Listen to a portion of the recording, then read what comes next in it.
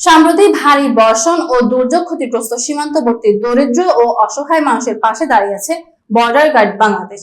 সীমান্ত সুরক্ষার পাশাপাশি মানবিক সহায়তার অংশ হিসেবে সাতক্ষীরা ব্যাটালিয়ন ক্ষতিগ্রস্ত পরিবারের মধ্যে শুকনা খাদ্য সামগ্রী বিতরণ করেছে। মঙ্গলবার বিজিবির পাঠানো এক সংবাদ বিজ্ঞপ্তিতে জানানো হয়, টানা ভারী বর্ষণে সাতক্ষীরা সীমান্ত এলাকায় অনেক পরিবার জলাবদ্ধতা ও দুর্যোগে ক্ষতিগ্রস্ত হয়েছে।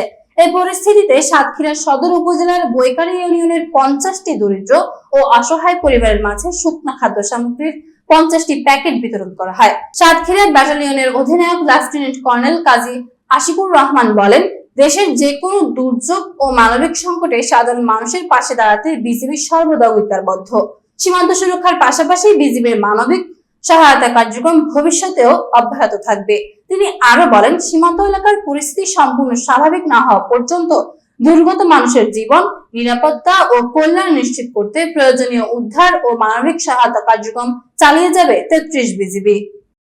পর্যায়ে যারা কাজ করেন, দৈনন্দিন যারা ইনকাম করেন, তারা বেশ কিছুদিন ধরে তাদের কাজে যেতে পারেন না, তাদের কাজটা ক্ষতিগ্রস্ত হয়েছে। তো বর্ডার গার্ড বাংলাদেশ দেশের সামগ্রিক সীমান্তবর্তী অঞ্চলগুলোতে এই দুস্থ অসহায় যারা রয়েছেন তাদেরকে মানবিক সহায়তা প্রদান করেছে। এরই ধারাবাহিকতায় সাতক্ষীরা ব্যাটালিয়নের পক্ষ থেকে আমরা আমাদের সীমান্তবর্তী অঞ্চলের যে ক্ষতিগ্রস্ত জনপদ যারা ছিলেন, স্পেশালি আমাদের বেড়িবাঁধ সংলগ্ন যে মানুষজন, তারা বেশ কিছুদিন তাদের ভারী বর্ষণের কারণে কাজে যেতে পারেননি। তো তাদের সাথে আমরা কিছুটা মানবিক সহায়তা শেয়ার করার জন্য এসেছি। এটা অনেক বড় কিছু না, বাট আমাদের মানবিক যে অঙ্গীকার, আমাদের সীমান্তবর্তী এলাকা, দায়িত্বপূর্ণ এলাকার মধ্যে যে জনবসতিরা ক্ষতিগ্রস্ত থাকবেন তাদেরকে আমরা দেখভাল করার চেষ্টা করব। এছাড়াও আমাদের অন্যান্য যে অঞ্চলগুলো আছে দায়িত্বের অন্তর্ভুক্ত, যেমন বরিশাল এবং পিরোজপুর, এসব জায়গাতেও আমরা কন্টিনিউয়াস মনিটরিং করে থাকি। যদি কোনো একটা জনপদ ক্ষতিগ্রস্ত হয়, আমরা সেখানে মানবিক এবং ত্রাণ সহায়তা নিয়ে আমরা পৌঁছে যাব।